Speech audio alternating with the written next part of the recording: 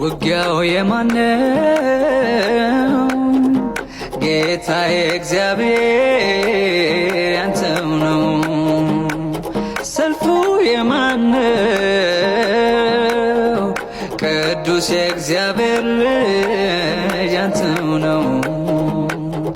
እኔ ግን በፊት ቆሜ በምስጋና ብዬ ዘምራለሁ ኢየሱስ ገናና። እኔ ግን በፊት ቆሜ በምስጋና ብዬ ዘምራለሁ ኢየሱስ ገናና። አሜን እግዚአብሔር ገናና።